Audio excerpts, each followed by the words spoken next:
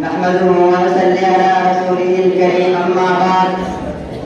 رہ گئی اپنی آزاد روح بلالی نہ رہی فلسفہ رہ گیا ترقی غزالی نہ رہی حضرات گرامی آج ہم کو اسلام کی وہ حلاوت نصیب نہیں جو ہمارے ایمان کی دلیل ہے قرآن کریم کی وہ ربط و تعلق نہیں جو ہمارے اسلام اور حضرت رسول کی شان تھی ہمارے اندر نہ صدیق اکبر کی صداقت ہے نہ فاروق اعظم کا انسان نہ عثمان غنی کی سخاوت نہ علی مرتضیٰ کی شجاعت ہے حضرات انبیاء رسول کے بعد سب سے بڑا مقام میرے حاصل ہے وہ صحابہ کرام ہے وہ پیسے خاکی تھے مگر پرواہ اللہ کی رکھتے تھے وہ سارے کردار اللہ کے برہان تھے وہ قاری نظر آتے تھے مگر حقیقت میں قرآن تھے جسے جگر لالا پہ ٹھنڈک وہ شندک جس سے بہل جائے وہ طوفان یہی مومن کی شان ہے حضرات بشر کو وہ ملتا ہے وہ کرتے چھلانگ میں ٹھوکر مارتا ہے تو زلزلے میں کانپتی ہوئی زمین پرسکون ہو جاتی ہے وہ پیغام دیتا ہے تلوار اطاعت کرتی ہے وہ خط دیتا ہے تو دریا کی موجیں تعمیر کرتی ہیں وہ سب سجود ہو تو دھرتی اس کا کام کر دیتی ہے وہ دریا کی طرف رخ کرتا ہے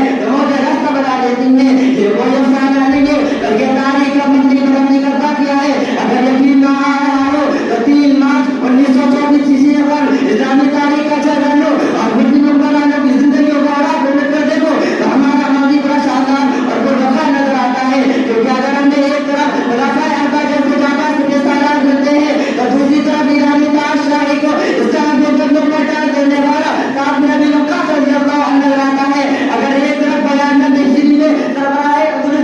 راجا کو جہنم رسید کرنے والا تاریخ ابن زیاد اور مرزا بن نذیر کا گزر ملے گا تو دوسری طرف جرمان کے ایمان میں زلزلہ برپا کرنے والا محمود غزنوی ملے گا اگر ایک طرف محسوس کی دھرتی پر کامل شہادت کو نوش کرنے اگر ایک طرف محسوس کی دھرتی پر کامل شہادت کو نوش کرنے والا ٹیپو سلطان ملے گا